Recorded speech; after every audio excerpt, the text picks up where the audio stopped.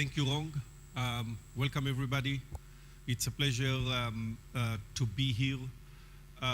Maybe before I go into the presentation, a little bit more about my background.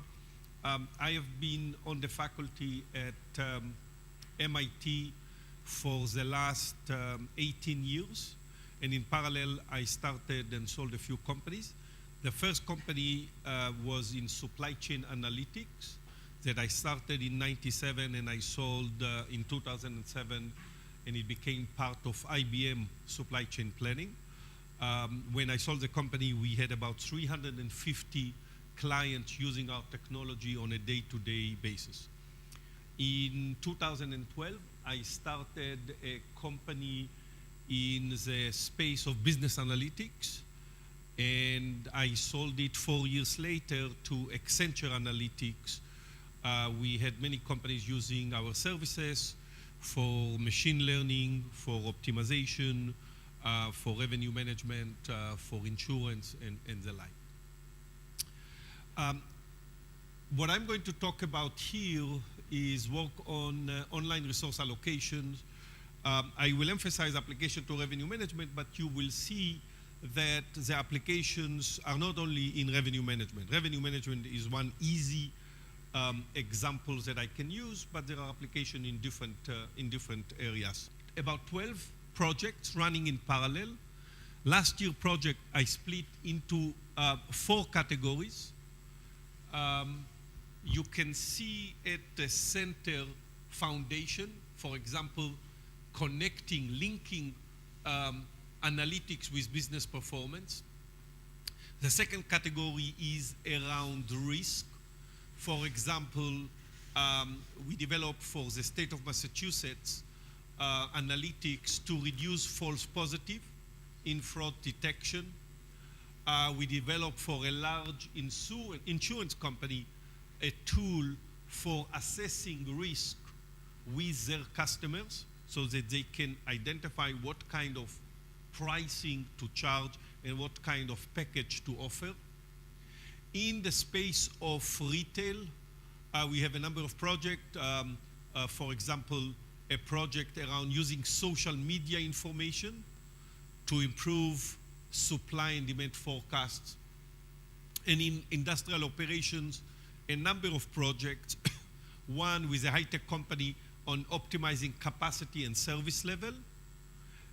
Another one is a project for a mining company called Vale. Vale is the largest mining company in Latin America. Our analytics receive every 5 seconds data from thousands of sensors and predict the quality of the product that will come out of the production line 20 hours later. And when we identify that the quality is low, our algorithm recommend corrective actions to the operators. And so think about what I'm describing here. MIT algorithms are running in the background for many of these companies, helping their executive to make better decisions.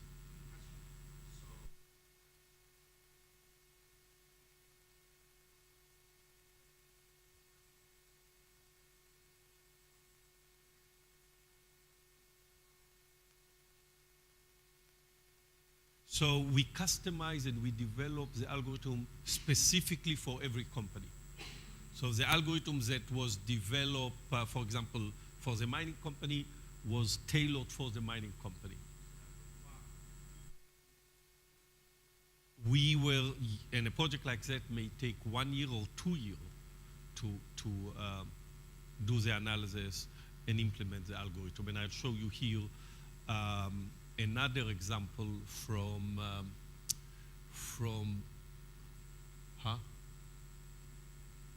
now it's not working. Then move the same algorithm across many different companies.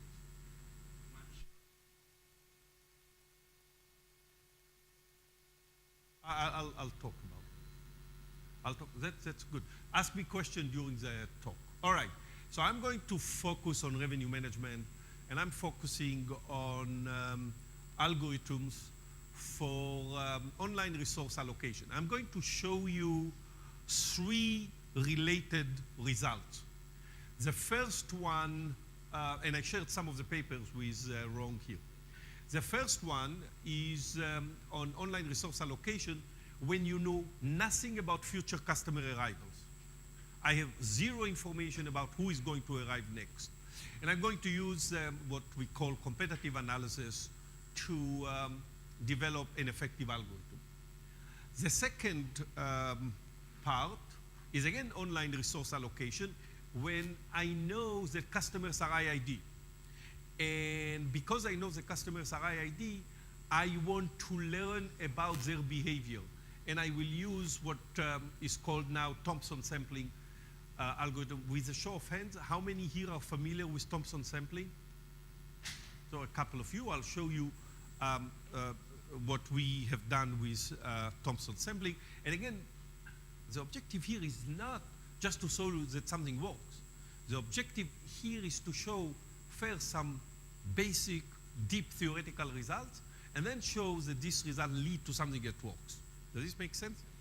And the last part is going to combine the first 2 parts, meaning in the last part I will assume I know a little but not a lot about the customers, and I will use a combination of the 2 algorithms that was developed in part 1 and in part 2. I did all this work with some of my PhD students. The first one, focusing on competitive analysis, is with my student Wilma, who is graduating this year and just accepted a professorship position at Columbia University Business School. The second portion, the second part of my presentation, is done with 2 former PhD students of mine, Chris Ferreira, who is now a professor at Harvard Business School, and He Wang, who is a professor at Georgia Tech. And the last part is done with a few people. Xin Shang, who is my postdoc, and he visited you and was working, I think, as a researcher here in this group before. He's on my team right now. Wilma, that I mentioned, and Wan Chi Chang, who is a former PhD student of mine. Now he's back in Singapore. The reason I mention all this is to show something that is very unique to what we see in the academic market today. The academic market today is interested in the combination, in the interface between deep theory and big impact. And this is why these guys, Wilma, He Wang, Chris Ferreira, Wan Chi, all receive academic positions in some of the top universities in the US, from Harvard to Columbia to Georgia Tech. Let me start with what am I referring to by online resource allocation. In the online resource allocation problem that I'm focusing on, the challenge is very simple. We have a fixed set of resources, each resource with limited inventory, customers with different characteristics and different profile arrive one after another, and I need to decide how to allocate my resources to the different customers to maximize some objective function. There are 3 characteristics in this model. The first is the time horizon is finite, and there is no replenishment of the inventory. For example, if you think about selling tickets for a flight from Chicago to Boston on March 20th at 4 p.m., there is limited inventory. These are the number of seats, and that's it. If I sold everything, there is nothing I can do. The second is customers are heterogeneous, meaning customers are different in terms of preference, in terms of their willingness to pay, and in the first part, I will assume I know nothing about their preference. And finally, once I made a decision to offer a product to the customer, I cannot regret that decision. And when I realize, oops, this was a mistake, I should have kept this unit of inventory for another customer willing to pay a higher price. Does this make sense? So I make decisions one at a time. Once I made the decision, it's over with that customer. I cannot change my decision. Okay? What are the trade-offs? The trade-offs are very simple. When a customer arrives, I need to decide what to do with that customer. So I can focus on immediate reward. I want to sell this ticket to Michelle. Or I say, I'm not going to offer Michelle anything because this unit of inventory I may sell to somebody else who will come 2 days from now, and this person perhaps will pay a higher price. I don't know if this person will arrive, but if this person will arrive, then maybe I can sell it at a higher price. Does this make sense? And so the trade-off are between immediate reward versus future opportunities. And as I mentioned, one of the challenges is nobody's telling me who will arrive next. Okay? Now this general description of online resource allocation capture many different applications. For example, in e-commerce, we are trying to decide what assortment to show the next customer. You will see this is a special case of our model.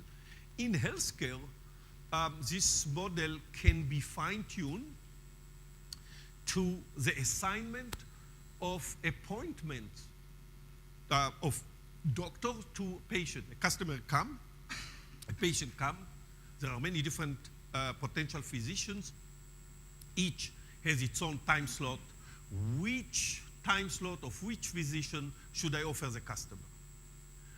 In online advertising, I want to decide which ad to show the next customer so that with high probability they will click on it. And in airline, I want to decide what price and what leg to offer a customer, right? So just a review of the 3 parts of the talk. The first part is the online resource allocation, where nobody is telling me who is coming next.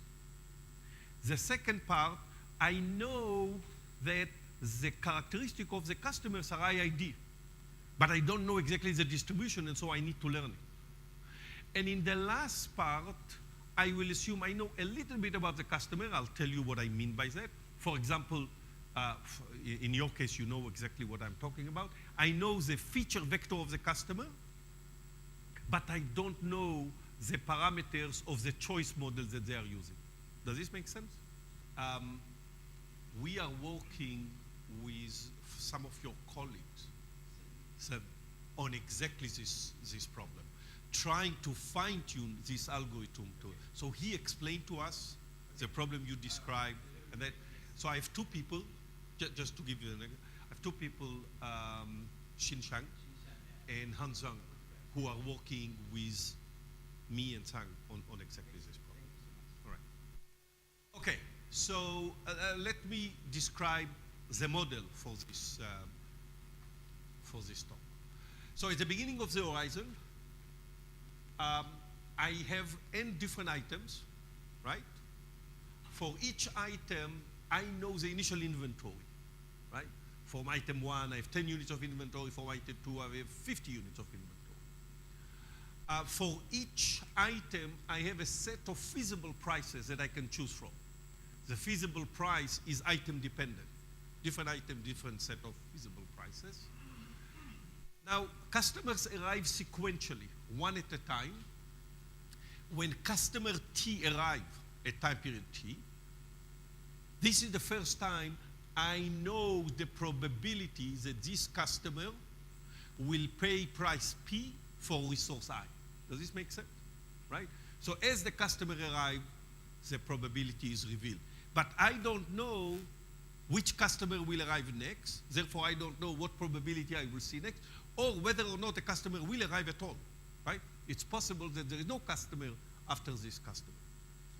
So once a customer T arrives, the platform need to choose which item to offer the customer and what price. Once we offer the item and the price to the customer makes decision based on the probability of purchase, right? And the problem is to decide what to offer customers to maximize revenue. Alternatively, what to offer customers to maximize utility, right? There are some generalizations. The first generalization here in this story that I showed you, I offer a single item to customer T. I really don't have to focus on this. I may offer an assortment of multiple products to the customer. And in fact, in the application that I will talk about, I will show the assortment application. Second, here I'm assuming that the consumption, each time a customer makes a decision, is for a unit of inventory. I don't have to do that. I can assume fractional inventory consumption. The second element in my model, we don't assume any vertical differentiation. By this, I mean the following. We don't assume that as you increase price, the probability of purchase goes down. The probability can go up and down anyway. And the last one is a special case of our model, is a deterministic case where I know precisely when I offer item I at price P, whether or not the customer will buy the product, right? So it's a completely deterministic. In this case, this suggests the notion of valuation. What do I mean by notion of valuation? For every item I, for every resource I know the maximum that this customer is willing to pay for this product, right? And so if I offer item I to customer T, I will always offer it at this valuation, right? And the customer deterministically accept.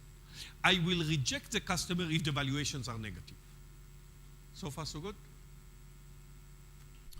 So I'm going to focus on the general model where it's not deterministic, but then show results for the special case also of deterministic situation. Okay? The result initially will be for general models, and then I will fine-tune the result for the deterministic case. What am I thinking about the arrival of customers? In the first model, I'm assuming that the arrival is fixed in the sense that it's a deterministic sequence. But the platform doesn't know what the sequence is. Does this make sense? So the arrival is deterministic. Customer one with specific probability distribution for purchase at the different prices arrive. I don't know who will arrive. Customer two will arrive. I don't know what here. I also don't know how many customers arrives. When I talk later on about the oracle knows everything, right? The arrival sequence is arbitrary and not known to the platform. So what is our objective? Our objective is to maximize the competitive ratio.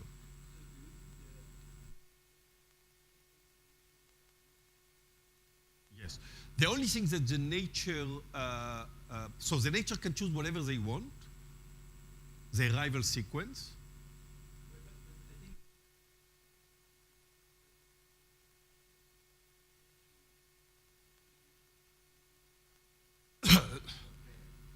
The fix can choose whatever as you change, as you observe my behavior, the algorithm behavior, you can change the algorithm. You can change the sequence. Yes.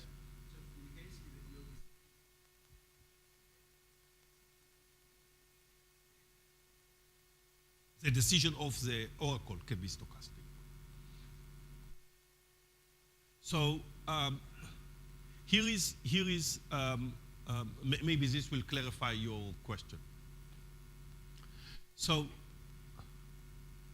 I have an underlying arrival sequence, A. For this sequence, we know at every point in time who is arriving next. What does it mean? We know the probability that customer T will buy product I at price P. Does this make sense?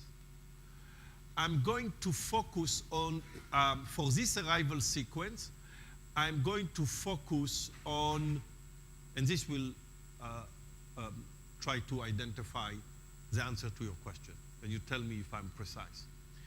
I'm going to focus on the ratio between the performance of my algorithm, which is expected revenue achieved by the algorithm that the platform is using, over the expected revenue achieved by an oracle that know the entire future. Does this make sense? So this is the ratio between the performance of my algorithm and the performance of the oracle who knows everything. Competitive ratio is take this performance over all possible sequences. Does this make sense? And I will look for an algorithm that maximizes the competitive ratio. Are you with me, guys? I'm looking for an algorithm that has the best competitive ratio, which means that nobody can come up with another algorithm whose competitive ratio is better. Did I answer your question? So this is the adversarial nature that I'm referring to. You will see, hopefully, that our results are an algorithm that is a very simple algorithm, meaning it's very simple to implement. It's robust in the sense that it achieves a maximum competitive ratio, and it's flexible in the sense that it's easy, relatively easy, to integrate our algorithm with forecasting-based algorithm. And so, simple in a sense, it achieves the maximum competitive simple in the sense easy to implement, robust in the sense it achieves the maximum competitive ratio, and flexible in the sense that if you have a forecast of future arrival, I can integrate my algorithm with the forecast. Yes?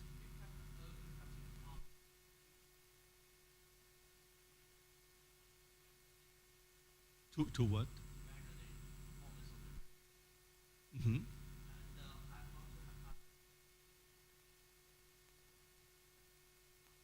I'll come back to regret. So in regret, I am looking at infinite time horizon, for example, and I'm comparing at any point in time the difference between expected revenue between my algorithm and expected revenue of the optimal solution, or an upper bound on the optimal solution. So this is appropriate also when I know nothing about the future. So I will use regret when the distribution is, for example, IID. So in my second part of the talk, I'm going to focus specifically on regret. Okay?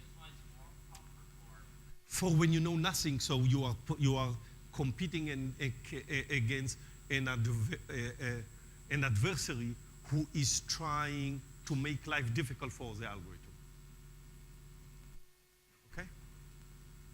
So here is the main contribution. We derive an optimal algorithm, meaning an algorithm whose competitive ratio is the maximum among all possible algorithms for the general online resource allocations when there are multiple items and multiple prices. Our results generalize existing results either in the computer science literature or in the OR literature. The first paper is a paper published in Management Science a few years ago that focused on assortment recommendation, but the main assumption in the paper is each resource has a single price. We generalize it to a multiple price model. The second stream of papers is in healthcare. This is done by Xin Shang, my postdoc. The main assumption in his papers on the assignment of appointments of patients to doctors is you assume Poisson arrival process. we don't assume anything on the arrival process. The third is a computer science stream of papers on the assignment of ads to customers. We include capacity constraints. And the last one is work that was done in airline revenue management. Most of the work, specifically Maurice Quaran and Michael Ball, were all about single flight. Our result is general to include multiple legs or multiple flights. And you will see later on that we can even focus on network of revenue management. Network of revenue management means that when I fly from Boston to California, I may need to go Boston, Chicago, Chicago to San Francisco. So there are multiple legs. As a result, there is a network effect that you need to take into account.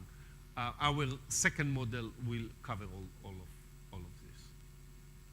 So what are the challenges in online resource allocation? Is the model clear? Let me start about the model, right? If the model is clear, let me explain in an intuitive way what are the challenges that this model has. Remember, my model has two important characteristics. One, multiple items with limited inventory. The second, each item has multiple prices, okay? So let's break the challenge into two cases. One in which I have a single product, but multiple prices, okay? So for example, I'm selling online rooms in a hotel. These are all single bed at that hotel. And there are two prices that I'm charging. Either 150 for this room or 450 for this room where it comes with breakfast and maybe a tour of the city. Does this make sense? So I'm considering two different prices. There are two types of customers that I know will arrive to my system. I don't know who will arrive when, but I know in general, in this simple example, the two types will arrive. One type, the green type, are customers who are only willing to pay the low price. They don't care about the tour of the city and the breakfast.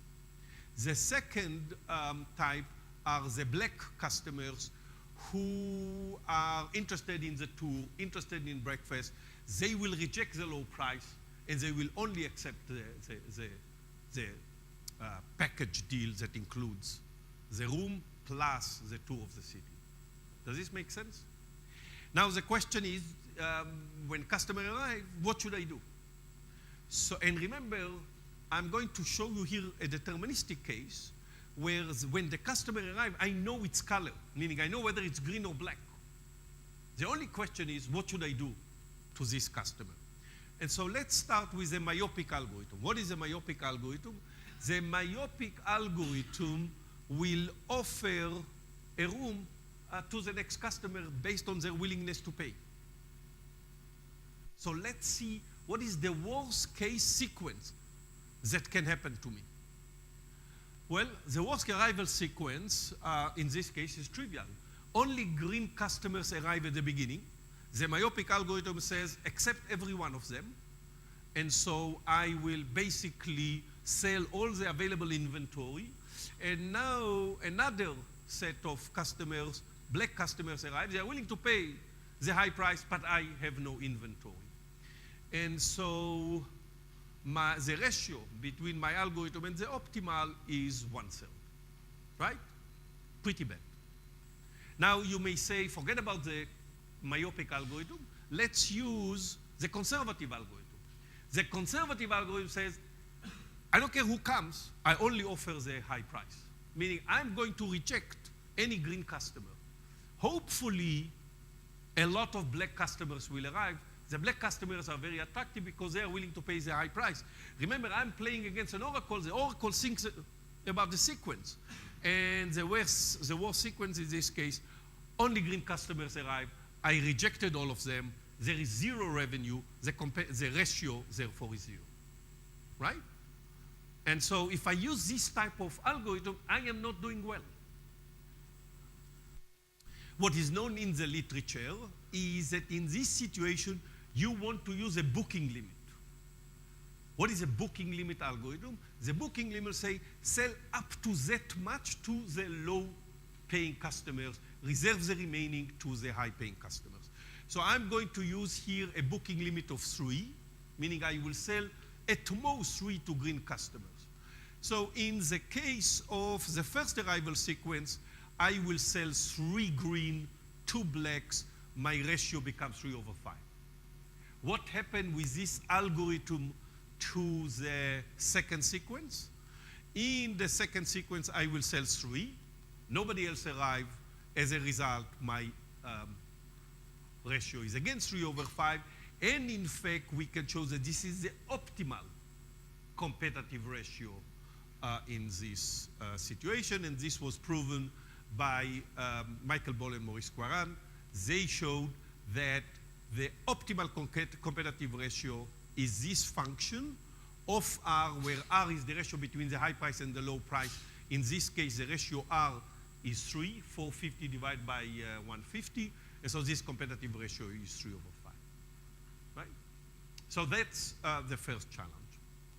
The second challenge is multiple resources, single price for each one of them. So let's take the second challenge. Here it is. I have 2 resources, right? From resource 1 is the single bed type of room. Initially, I had 5 units of inventory. I already sold 1. And for this, the price is 150. The second resource is a double bedroom. I have a total of 1, 2, 3, 4 units of inventory. I already sold 3. There is 1 unit of inventory left. The price that I'm selling the double bed is 200. Okay? This customer arrived. The customer is willing to pay 200 for the double bed, is willing to pay 150 for the single bed. What should I do? The greedy algorithm will say, just offer this customer the double bed because of the price is high. The problem, of course, if I do that, I consume all the available inventory. A new customer arrive tomorrow, they can only take the double bed, but there is no initial inventory. So clearly, we would have been doing better by offering the first customer the single bed, but because we are myopic, we are not doing that. This is addressed in the literature by focusing on inventory balancing, meaning I want to deplete the inventory of each resource in relationship to the price that I'm offering it. And if I do the depletion correctly, I will achieve the maximum possible competitive ratio. And it's again known in the literature that this competitive ratio is 1 minus 1 over E. Our problem is a combination of the 2 challenges. First, I have multiple price. Second, I have multiple items. And so the question is, what can we do? And I'm illustrating the challenge here. I have 2 resources. For this hotel, I have single bed type of rooms. Initially, I had 5 units of inventory. I already sold 1.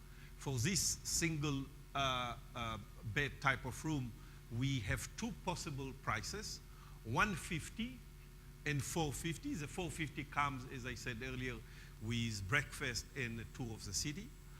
The double bed types of room, initially I had 4 units of inventory, 3 were already consumed, 1 is left over.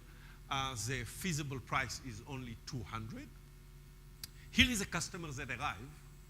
This customer is willing to pay 200 for the double bed, is willing to pay 150 for the single bed, and is willing to pay 450 for the single bed with tour of the city, but only with probability of 0.2.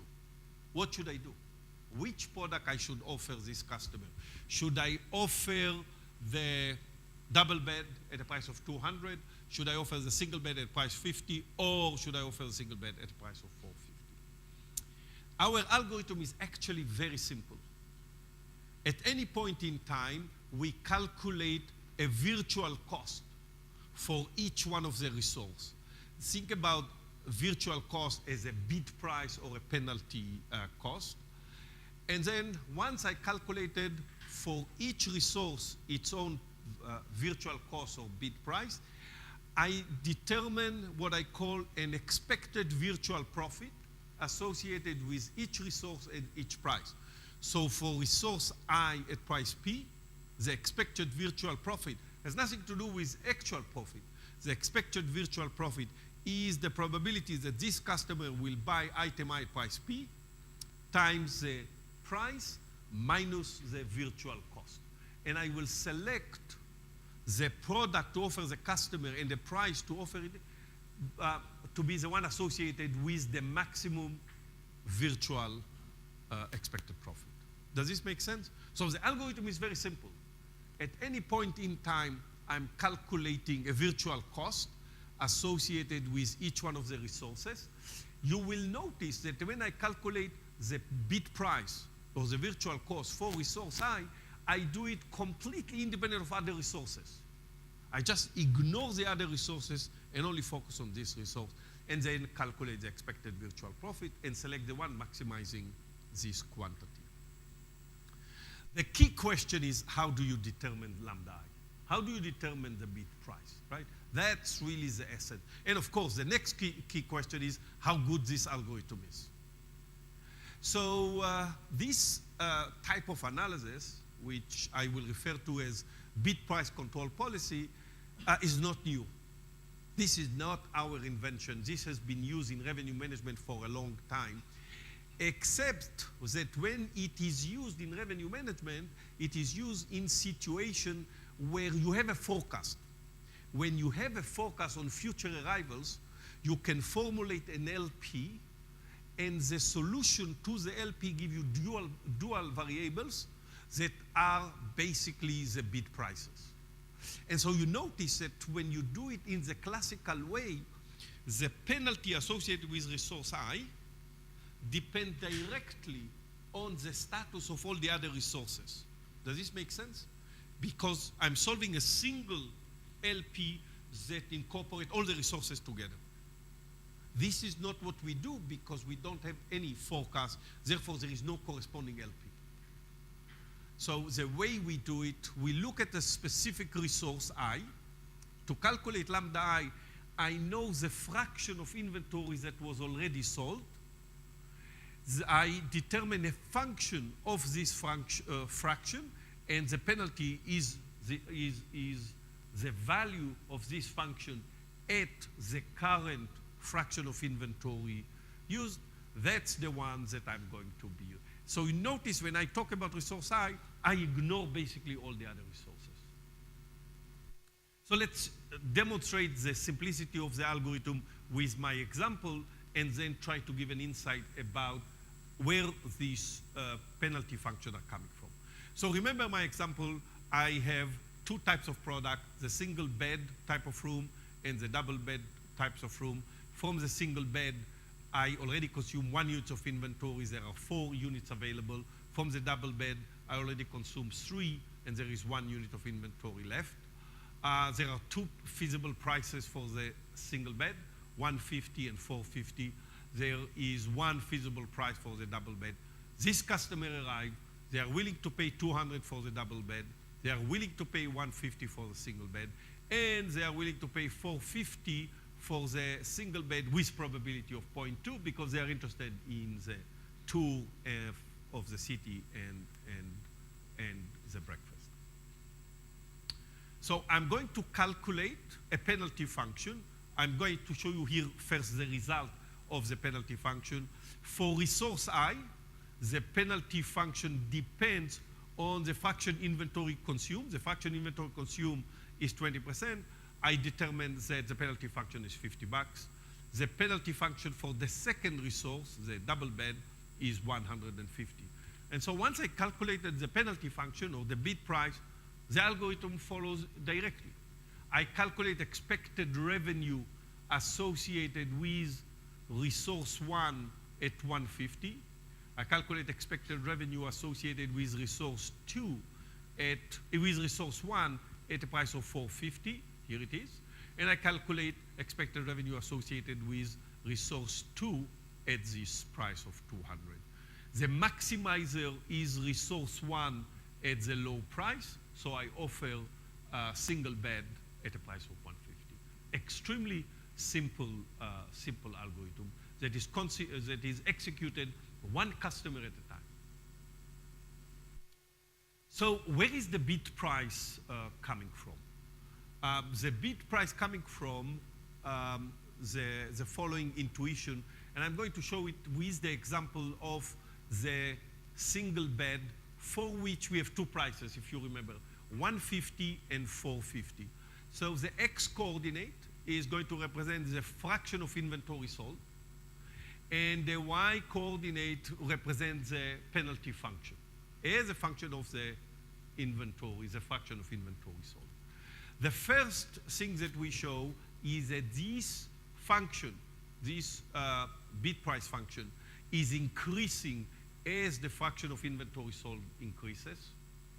The second result that we showed is that this function is piecewise convex. That is to say, as you increase the fraction of inventory sold, the rate of increase increases, right? And the third observation is associated with this break-even point. Look at this break-even point.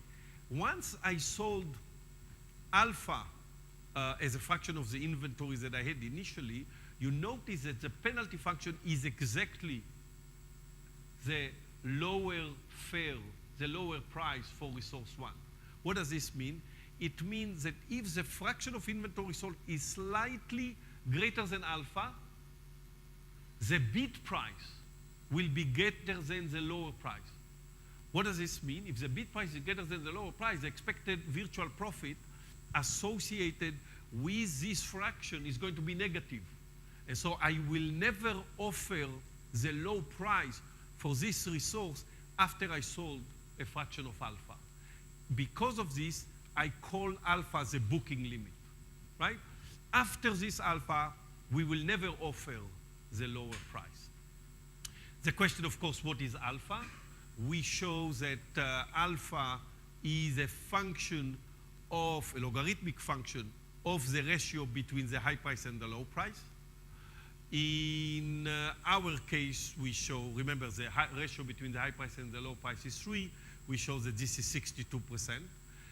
You should compare this booking limit to the booking limit developed by Maurice Quaran and Michael Ball in their paper in OR for a single product. They show that this is the booking limit, right? This is the optimal booking limit. So if we compare our results to their results as a function of the ratio between the high price and the low price, we observe the following. On the x-coordinate, you have the ratio between the high price and the low price. 1 means that this is just a single price, right? As you move to the right, it means that the gap between the two prices increases. On the y-coordinate, you have alpha. The blue line represents our booking limit. The green line represents Maurice Quaran and Michael Ball booking limit for a single product. You notice consistently that our booking limit is always higher than their booking limit. That is, we are more liberal and they are more conservative. And the reason for that is we can be more liberal because we have other product to offer. So we don't care if you allow a little bit more of this product. They have to be extremely conservative. And so their result only works for a single product. It does not work when you have multiple products. So the question, of course, is how do we get the penalty functions? The penalty functions are not designed empirically. They are results of our analysis, and we basically show first, the optimal bid price are independent, meaning I calculate the penalty function for resource 1 completely independently of the penalty function for resource 2. This is increasing with the fraction solved for that resource. It's a result of solving a differential equation, and the differential equation is associated with an individual competitive ratio. And what do I mean by that? Here is the way we think about it. For each resource, I'm going to develop a corresponding competitive ratio. And the phi are designed to maximize the individual competitive ratio associated with resource I. The system competitive ratio is a function of all the individual competitive ratios. I need to show you what function it is, but the system competitive ratio is associated with think about the individual competitive ratio as a dummy competitive ratio. It has nothing to do with reality, but it is a tool that I'm using to find the system competitive ratio. So what is the algorithm? Algorithm is very simple. At each arrival of a customer, for example, customer T, I calculate the bid price associated with each resource. I calculate the expected virtual profit, and I offer the customer the resource and the price that maximize the expected virtual profit. What do we know about our algorithm? We show that for any instance where resource I starts with Ki units of inventory and you have a set of feasible prices Pi, this algorithm that I call algorithm 1 achieve a competitive ratio which is the minimum of the individual competitive ratio divided by this function. These functions are all the function of the initial inventory. What do they tell us? If you look at this function goes very quickly to 1 as the initial inventory increases. So this says that as inventory increase, the competitive ratio achieved is equal to the minimum of all the individual competitive ratios. Right? And in fact, if each product has a single price, each resource has a single price, we recover the classical results from the CS literature. It's just a special case of this algorithm. Now, you notice that I have here a problem if the initial inventory is very small. If the initial inventory is very small, then it's not clear what it means to think about WI as a fraction of items sold. For example, suppose the initial inventory is 1 unit. Then the fraction of inventory sold is 0 or 1. That's it. There is no number in between. And so I need to fine-tune the algorithm for cases where the initial inventory is small. And that is the application of a randomized algorithm. I'm going to show the randomized algorithm for the deterministic case. Remember the deterministic case where you know the valuation? So what is the algorithm? Now, in this case, when I think about this model, remember that without loss of generality, I can assume that from each resource, I have just 1 unit of inventory. Why is that? Because if I have a resource with 5 units of inventory, I can replace it with 5 resources, each with a single unit of inventory. So without loss of generality, for the purpose of demonstrating this algorithm, assume that each resource has a single unit of inventory. Algorithm 2 is a randomized algorithm. For each resource, I'm going to calculate a random variable uniform on 0, 1, and my penalty function is just a function of this random variable. And I continue in exactly the same way. We show that under the deterministic instance, remember the deterministic situation, and any set of feasible price, algorithm 2 achieve at least a competitive ratio, which is the minimum among the individual synthetic competitive ratios. Does this make sense? So now I fine-tune the model to handle situation where the inventory is small, in particular 1 unit of inventory. The question, of course, how good these algorithms are, right? Remember, my objective is to answer the question whether these competitive ratios are optimal. Let me focus initially on large inventory instances. When inventory is large, we know that algorithm 1 achieves at least a minimum, a competitive ratio, which is the minimum of all the synthetic competitive ratio. For the deterministic instances, we know that algorithm 2 achieves a competitive ratio, which is at least the minimum of the synthetic, the individual competitive ratio. What we did, we provide a counterexample that shows that no other algorithm can achieve something better than this competitive ratio. This counterexample holds actually in all the available spaces here, and in the intersection, we show that algorithm 1 and algorithm 2 are identical. This basically proves that our algorithm achieves the optimal competitive ratio. So let me give you a summary of the results using a graphical way of thinking about the model. I'm going to show summary of the results when for every item there are only 2 prices, but if you think about our result holds for any number of prices. So here is what I have. Hopefully you can see it well. Remember I'm focusing on 2 prices. Initially I'll focus on the general stochastic setting. But what do I mean by stochastic setting? When a customer arrives, I know the probability that this customer will purchase product I at price P, right? But I don't know the probability of future customers, right? So in the general stochastic case, on the y coordinate, I show the ratio between the high price and the low price. When it's 1, it means that there is a single price. The high price is equal to the low price. When the ratio is high, it means that the gap between the 2 prices is very large. On the x coordinate, I show information about the inventory associated with the resources. This is, the x coordinate is the minimum of the inventory level among all the resources that I have, okay?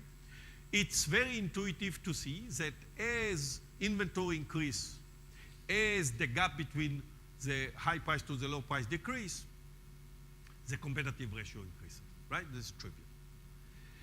I'm going to use bold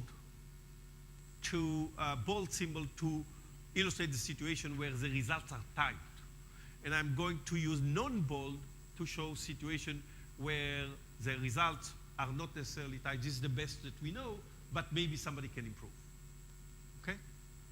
So let's look at this corner. This is the corner where we have high inventory and there is single price. This is the classical results from the computer science literature, basically showing that the best competitive ratio is 1 minus 1 over E. Our result generalize and show the entire optimal competitive ratio for any set of prices. Second, our result shows the competitive ratio as a function of any level of inventory. Let's focus on the node here at the top left-hand side. This is a situation where you have a single price, limited inventory. Think about this as 1 unit of inventory for each one of the product. The best result right now is a competitive ratio of 1/2. We show also the competitive ratio at this corner where there are multiple prices. We characterize the competitive ratio as a function of any level of inventory and as a function of any ratios of high price to low price. Now, this is a general stochastic setting. How do I compare the general stochastic setting to a deterministic setting? So for this purpose, I'll focus on low level of inventory. So under the low level of inventory, the stochastic setting, this is what we know. Here is a deterministic setting. This is what's known for the deterministic setting. Again, the computer science literature, we basically show the result for any set of feasible prices. These results are true for multiple items. What do we know about single item? For single item, there is the classical result by Michael Ball and Maurice Quaran. So if you complete this into a box, you can see all the dimensions that affect the competitive ratio. So look at this node, this corner. This corner is associated with single item, right? Single price, deterministic case. There is no decision to make, and so the competitive ratio is 1. As you move along the 3 dimension, you see the reduction in the competitive ratio. 1 dimension is moving from single to multiple items. A second dimension is moving from single price to multiple price. And the third dimension is moving from deterministic to stochastic. Each move implies a reduction in the competitive ratio. So I'm just going to illustrate the performance of the algorithm on empirical data. I cannot show you implementation in the hotel industry, but I can show you implementation on a set of data that is available in the public domain. This is hotel data sets representing booking of people over a period of 35 days. So this is 35 days where people arrive at the hotel. The booking is done before the 35 days, right? Minus 90 days, minus 60 days, minus 40 days, and so forth and so on. So I need to tell you how many items, what is the initial inventory, and what is the set of feasible prices. So let me highlight. There are 4 types of rooms: king, queen, suite, and 2 double. There are 2 prices, the regular price and the low price. This represents, the right-hand side represents the distribution of the number of types of rooms. What I'm going to do, I'm going to show the result as a function of the total inventory. Each time I show you the total inventory, the distribution between the 4 types of room is according to this distribution numbers. I, of course, need to estimate the probability that a customer will go for item I at price P.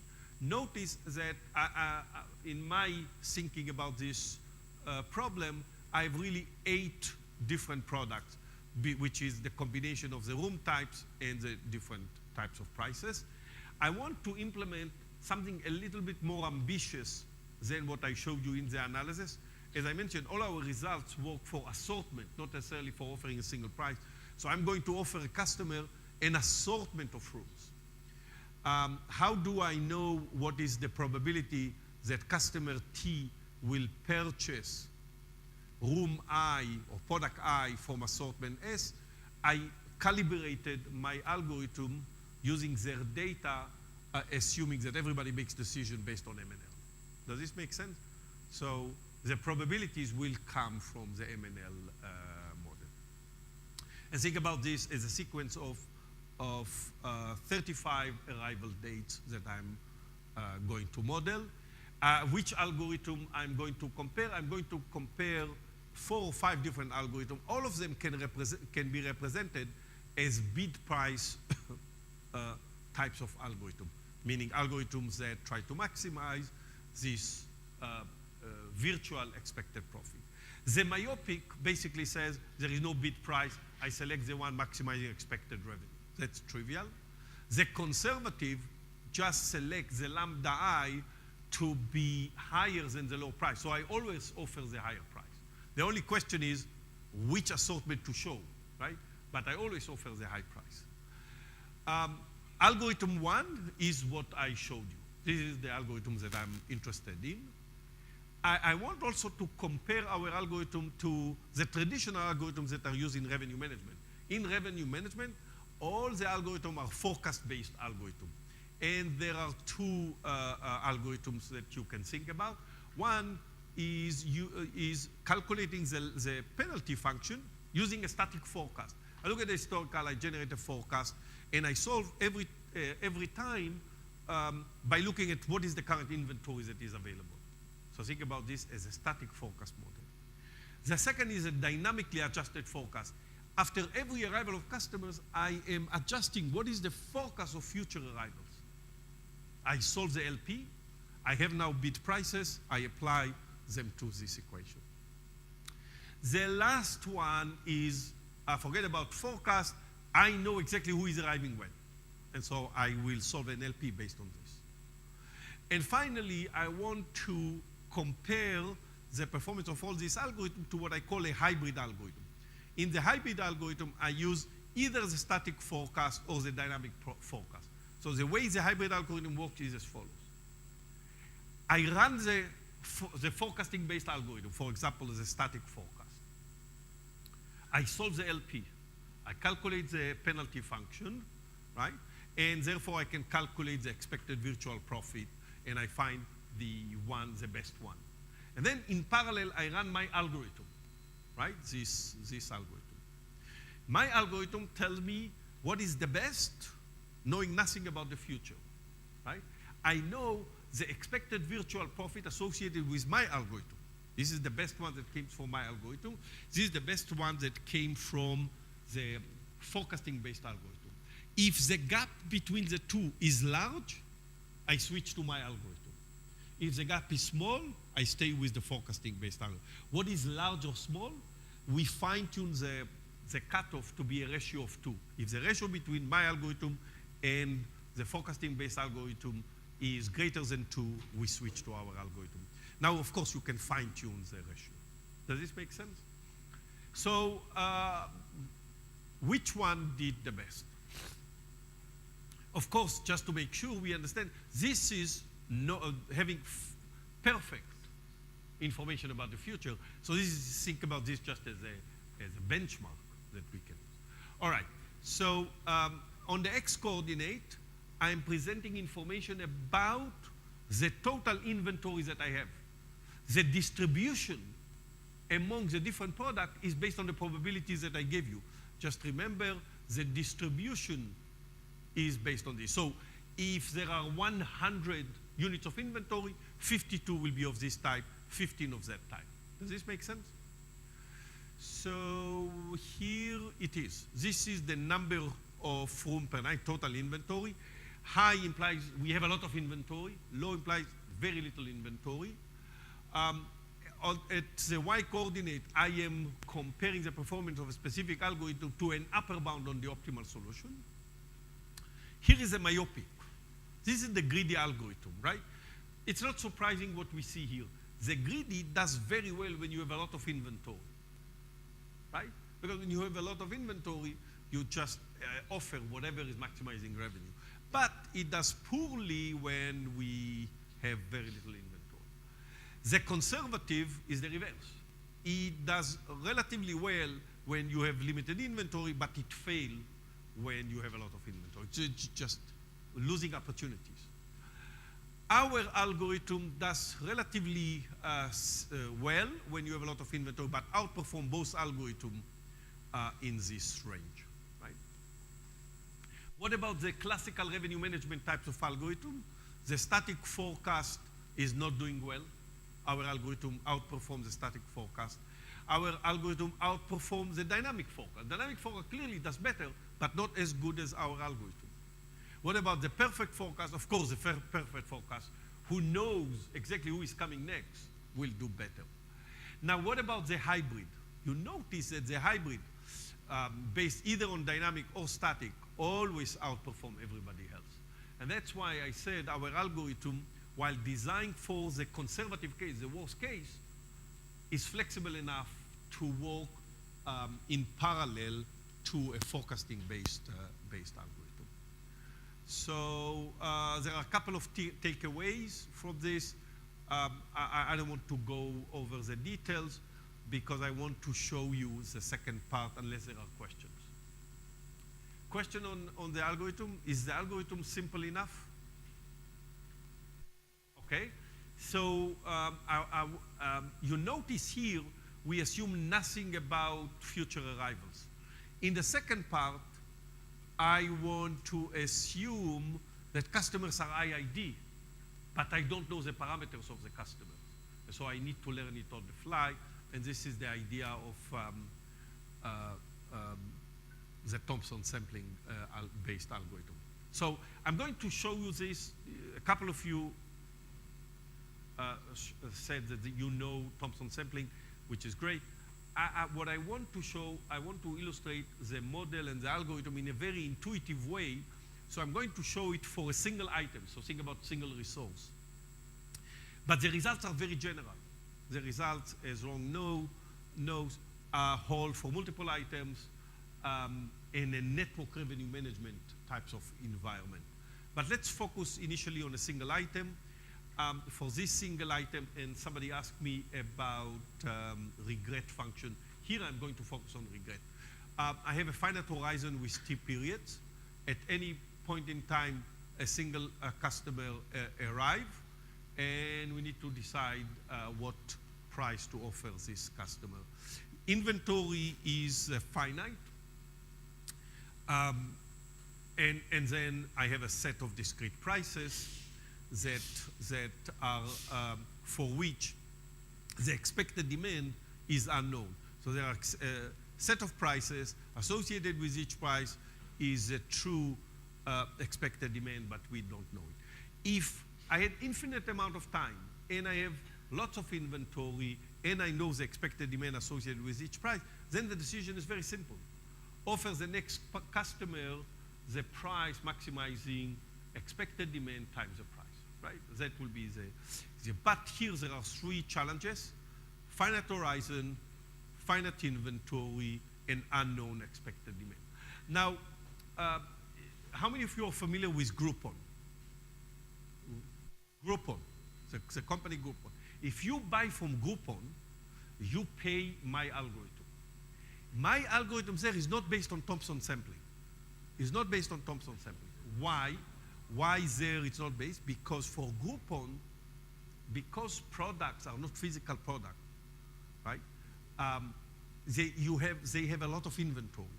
And so I use a sequential learning and optimization algorithm. I first learn by experimenting, and then I optimize the price. When you have a situation where inventory is limited, you cannot use a sequential process where you first learn and then optimize. Why? Because if you learn too long, by the time you're ready to optimize, you may have consumed all the inventory, there is nothing to optimize on. And so I am looking here, because of the limited inventory, for something that can do both, learning and optimization at the same time. And that's really the idea. This problem is related to the multi-arm banded problem. In the multi-arm banded problem, I have a gambler sitting in front of a number of slot machines. The gambler has a sack with coins, and at any point in time, the gambler needs to decide which machine to play next, how many times to play that machine, when to switch, and to which machine to switch to maximize revenue. This problem is exactly our pricing problem when I'm trying to price this product and I'm considering 4 different prices. In this case, each price is a slot machine, people are the coin, and the retailer is the customer. And at each time, the retailer needs to decide which slot machine to play next, how many times to play this slot machine, when to stop, and to which one to switch to maximize expected revenue. A very easy transformation of one to the other. The multi-arm banded problem has been around for a long time. Perhaps the first algorithm for the multi-arm banded problem is the Thompson sampling algorithm. Thompson sampling was developed was published in 1933 by Thompson, who was a professor at Yale in the, not in analytics, not in statistics, but in the medical school. And he was interested not in pricing, not in retailing, not in online anything. He was interested, does somebody know, in testing the effectiveness of drugs. So I'm going to show his algorithm with application to pricing. And the algorithm does not assume any limited amount of inventory. So forget about constraint on inventory. Later on, we will ask how to incorporate limited inventory into the algorithm. So let's look at a situation where you are trying to sell this product and there are only two prices, the low price and the high price that you are considering. Make sense? Under the low price, the true expected demand is 0.6, but we don't know it. Under the high price, the true expected demand is 0.3, and we don't know it either. So I'm going to generate estimator of the true expected demand for the low price from a beta distribution. And I'm going to generate an estimator for the true expected demand under the high price from another beta distribution. And I will treat this estimator as if it was reality. And as I observe consumers making decisions, I will update the beta distribution. And so the way the algorithm works is very simple. Customer arrive. I will draw estimators of the true expected demand from the first beta distribution and the second beta distribution. I will offer, because there is unlimited inventory, I will offer the price that maximizes PI times theta I, as if theta I was the true expected demand.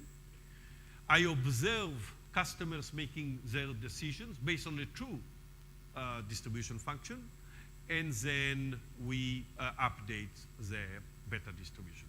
So let's take a few steps. The first customer arrive.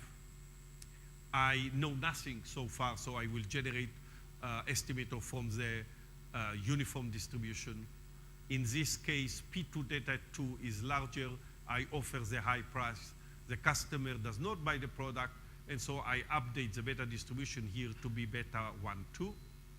Now the next customer arrive. I generate estimators from the current distribution. In this case, P1 theta 1 is larger. I offer the low price. The customer buy the product, so I change the first distribution to be beta 2, 1. And you can see that this process is simple to implement and fairly intuitive. And if I continue in that manner, the beta distribution converge to the true estimator, to the true expected demand associated with each one of the prices. Now notice something surprising about Thompson sampling. Thompson sampling is not a greedy algorithm. Why am I saying that? If it was a greedy algorithm, it would have selected the next price to offer based on maximizing expected revenue, but I don't do it. I select next price to offer by flipping a coin, because I want to give a chance to a price that is not attractive now. Maybe it is the right price. Does this make sense? So this is a little bit counterintuitive because I don't follow the expected revenue. I really follow a randomized mechanism. So the nice thing about Thompson sampling is relatively flexible. It's simple to implement. Are you implementing it here in Alibaba? For what kind of? In recommendation. So, and I'm assuming in this you don't have resource constraint. You don't have constraint like inventory types of constraint.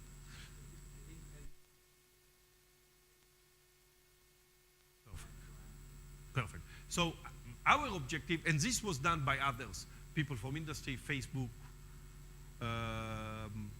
Google, Microsoft, all have used, and it's interesting about this paper and about this algorithm that this was published in the mid-30s. Nobody paid any attention to this for many, many years. And only in the last few years, people started to realize this is very effective. The question for us was how to implement. Yes. Say it again. How would you compare? With UCB. Yeah. So we compared, and actually I will show you a graph comparing UCB to Thompson sampling in one slide, if you give me 5 minutes. So the first question for me was how to incorporate inventory constraint. This is Thompson sampling. In step 2, in the original Thompson sampling, you select the next price to offer by maximizing PI times theta I. Now I am solving an LP. What is this LP? It's a very simple LP. I'm going to use XI to identify the probability to offer the product at price PI. The objective is to maximize expected revenue, subject to a constraint that says that the total sold should be no more than the inventory. The expected number of units sold should be no more than the inventory, and of course a constraint on the probabilities, and I will reject the customer at this probability. Notice that after every arrival of a customer, I'm going to update the theta I in the objective function. I'm going to update the theta I in the constraint, but I'm not updating the right-hand side. And so you can think about this as Thompson sampling fixed version. The second version that you can immediately think about is every time a customer arrives, update the right-hand side of the first constraint by replacing this by remaining inventory divided by remaining time, right? It's obviously intuitive.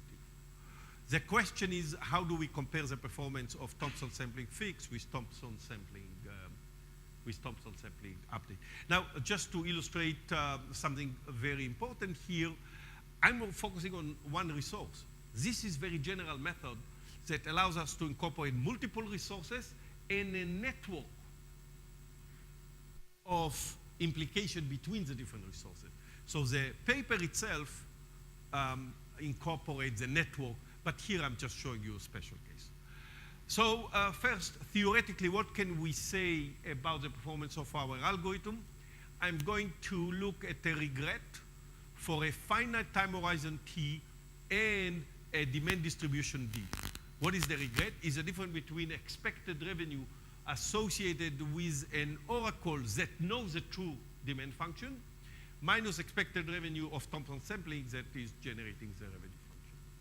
And I will call Bayesian regret to be the expected of this quantity among all possible prior.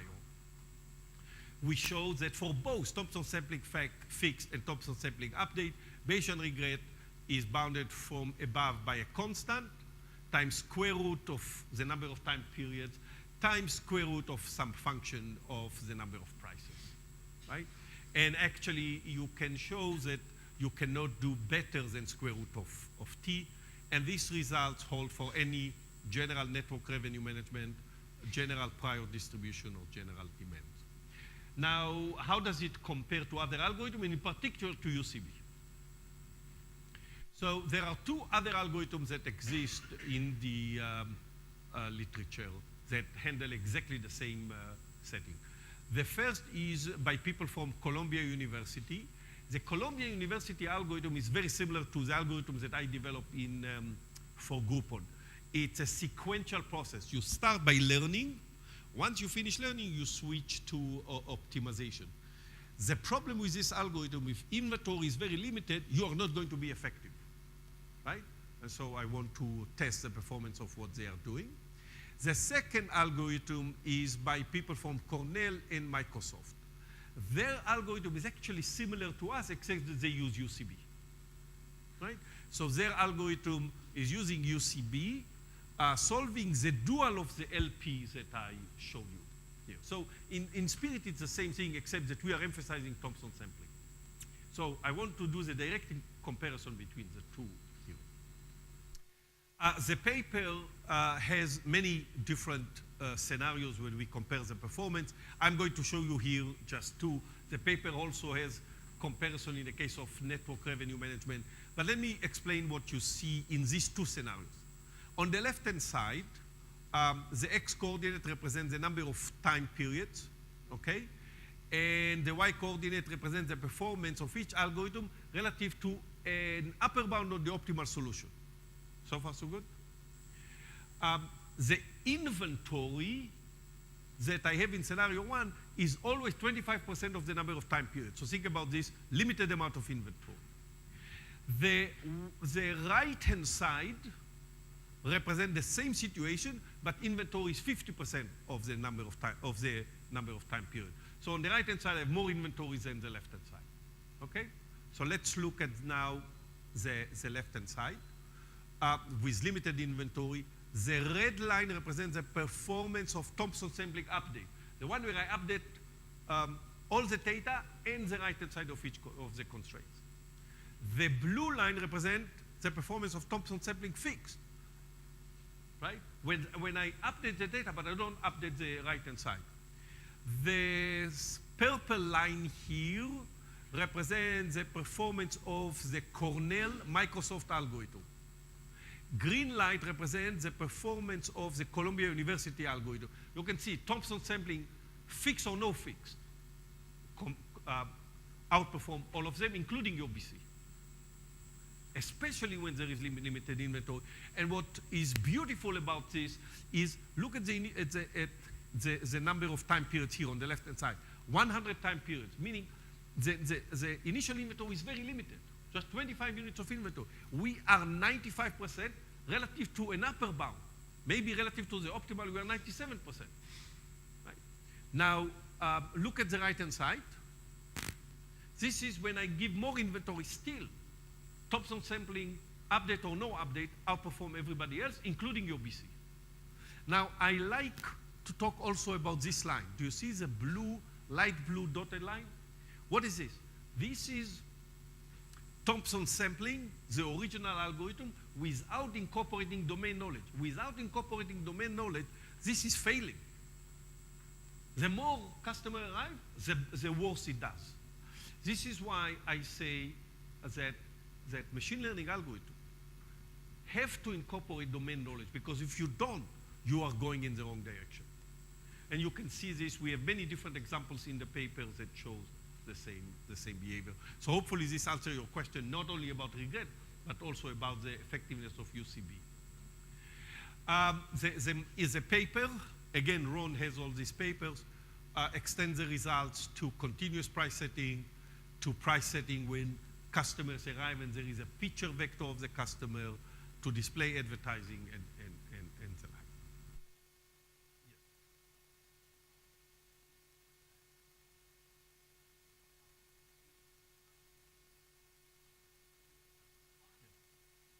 Very good question. I don't know, actually. I don't know. So maybe you should complete the question specifically, so I will illustrate your point. Okay, my specific point is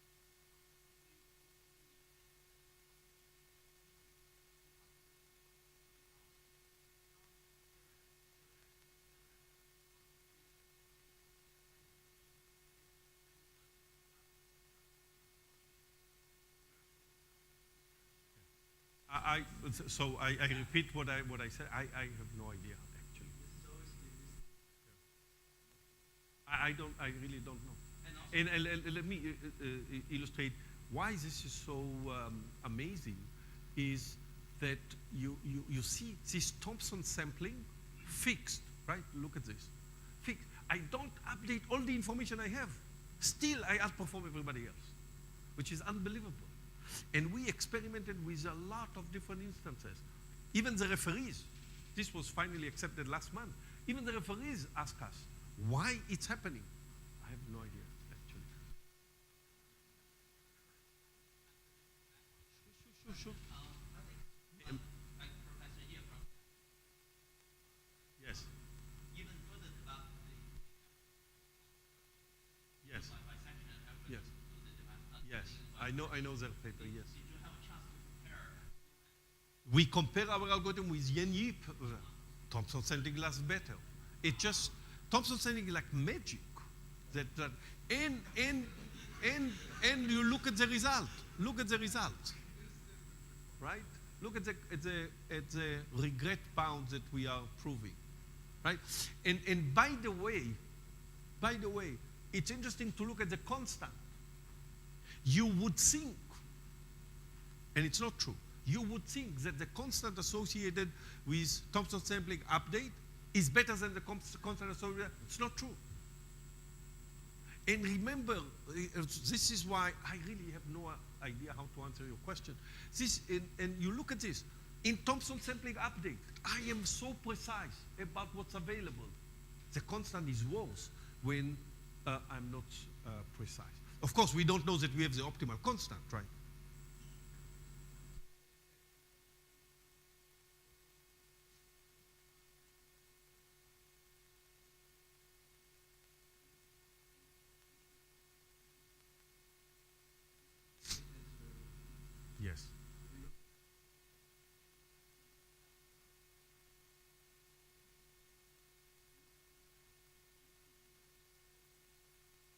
And in fact, you can use, look at this. This is UCB, but they have a log. They have a log. So all of this algorithm, from regret point of view, similar performance, but from practical point of view, very different performance. Okay, so this brings me, do I have a little bit more time? 5 minutes.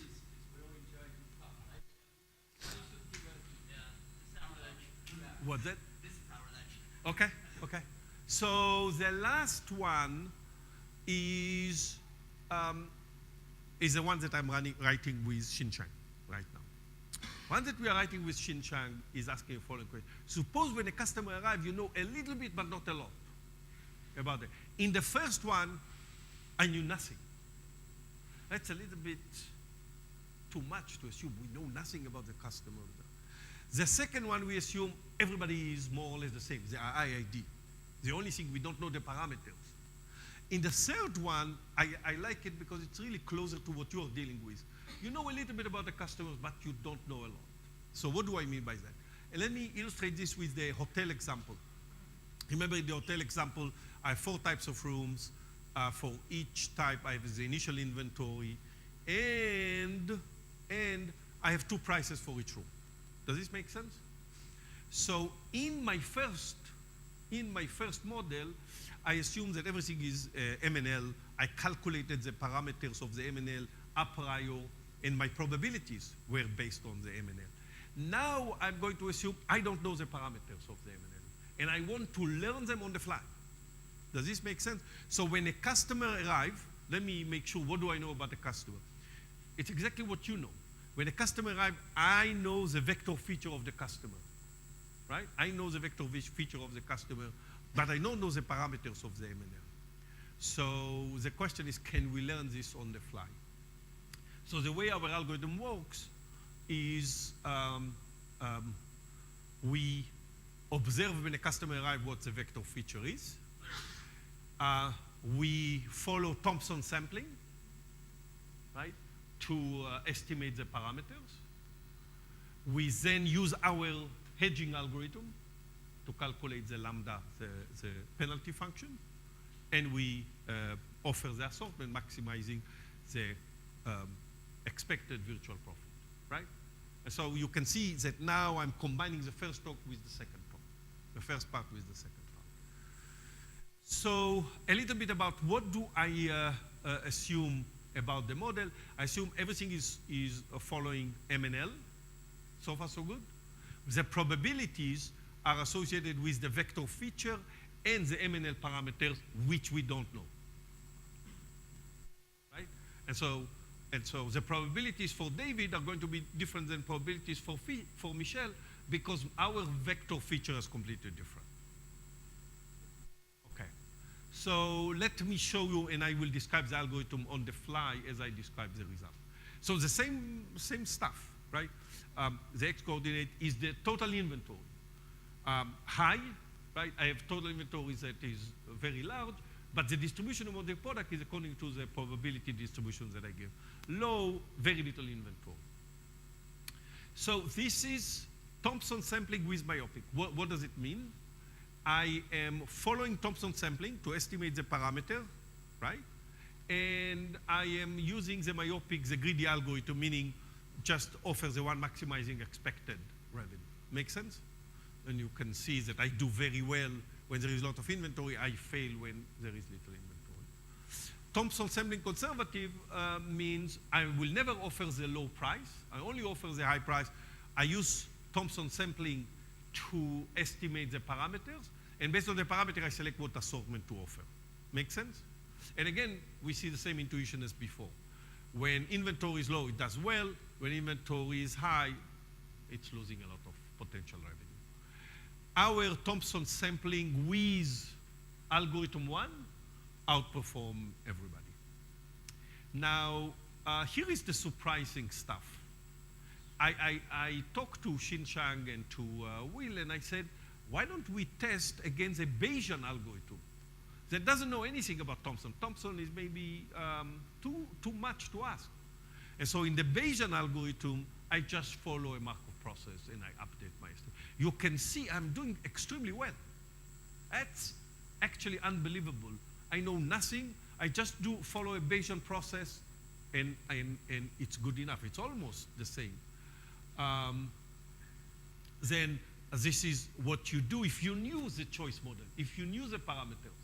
So you can see that knowing the parameters is not giving us much benefit, actually. And in fact, the one where I follow a Bayesian process is almost as good as, it's a little bit worse, but just a little bit worse than Thompson. So the question to me is, why is that? How come with a Bayesian process I am so good as if I was using Thompson sampling? And this one is with the no perfect forecast, remember. So here is my explanation, and I will stop here. I think there are a couple of things going on.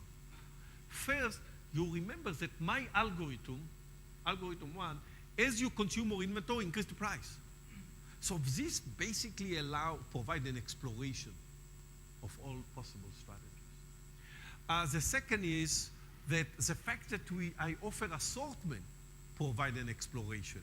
And so I think there is a natural exploration that comes out with the algorithm that says that in this case I really don't need forced exploration as it is done by Thompson sampling. You can see what I mean by that, right? You can see, what do I get? Very little from Thompson sampling, right? And we lose almost nothing relative to a guy who knows the choice model. So let me summarize the results that we did, and I like this 2 by 2. I teach sometimes. I don't teach this year, but in general, every year I teach an MBA class. When I started teaching MBAs, I was told that you are not MBAs, you are more like me, engineers. But I was told that in every lecture for MBAs, you need at least one 2 by 2 metric. Here is my 1 2 by 2 metrics. So I'm distinguishing between problems based on the purchase probability. Do I know the purchase probability in advance before they happen or not? And do I know the arrival process or not, right? Part 1 is when a customer arrives, I know the purchase probability, but I don't know who will arrive, right? That was the first part of this talk. Part 2, right, the Thompson sampling part, is I know that it's IID, right? But I don't know the probabilities. And part 3 was here when we combine these two. That's really how the roadmap for this research. And the one that we are doing now with your team, Xin Chang and Han Zhang, are the ones that you described, but not described here. Okay? Okay, guys. Questions? Okay. My final question.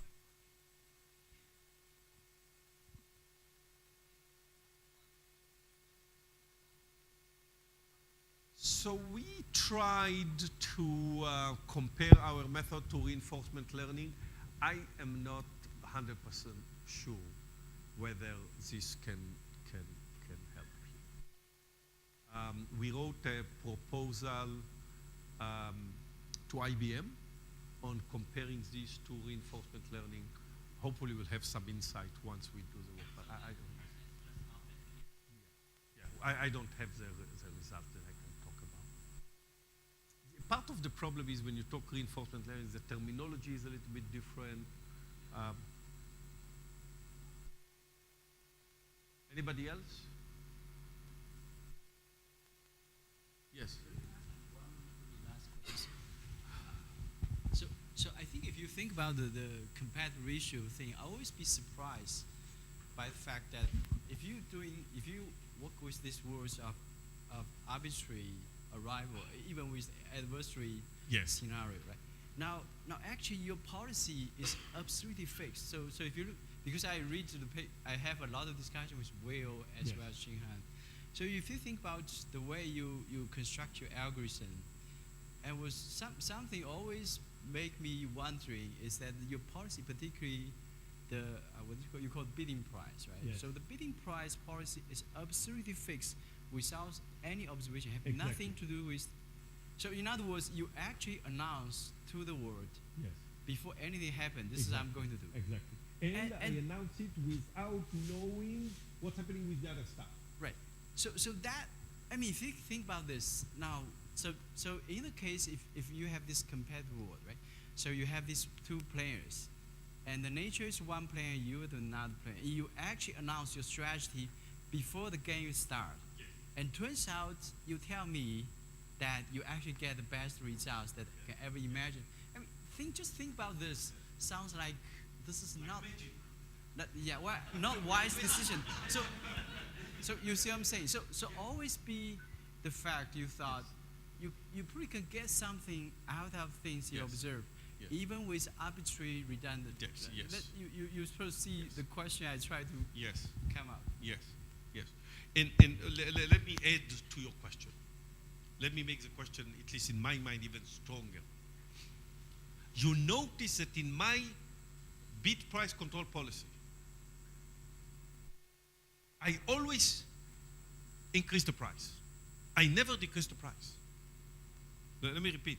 If you look at my policy, remember the penalty function increasing, which means that the price will never go up, will never go down. Always either remain the same or go up. This actually is not intuitive, because think about airline. Think about airline. As I'm closer to the flight time, and there is a lot of inventory, you would expect the price to go down, but this is not happening in my algorithm. And I'm still claiming optimal. Does this make sense, what I'm asking? Right? That's very surprising. That's very surprising. So what is going on? That's the magic I'm talking about. That's the beauty of this. So let me start with the technical question and then talk about the business question. Let's start with the technical question. Remember what I am trying to do. I am trying to compete against somebody who is trying to destroy my algorithm, right? And so there is no notion of when the flight is going to take off.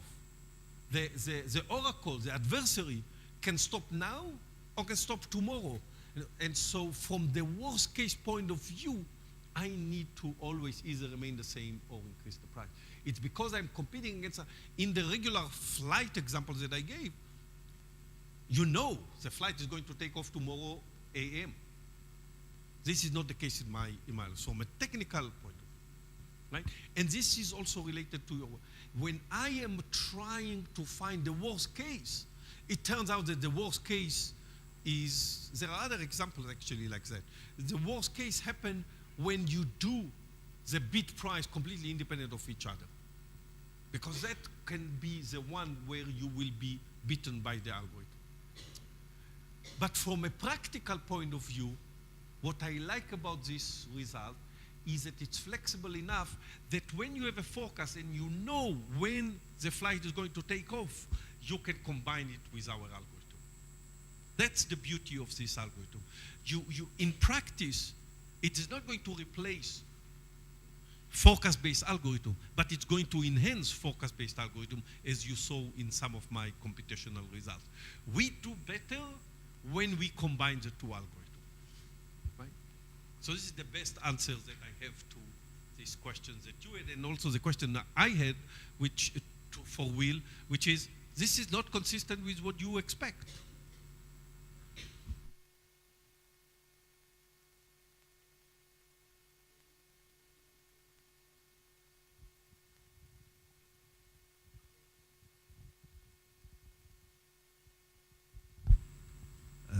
I noticed that the function phi is mathematical increasing with the price. I think it means that the behavior of the customers are only controlled by the price. I think it's the situation that there's no competition there. So if there are two e-commerce companies is competing Yeah, for right. the customers, Right. yeah, Then, the price will not be convex, I think. and I gave you another example. You don't need competition. If you have a deadline and you have a Yeah. lot of inventory, it's so. What I'm trying to say, you are right. This is designed for the worst case, but the nice thing about this, if you have competition, I will integrate this with competition-based types of algorithm because it gives me a right balance between looking at mine and looking at the competition.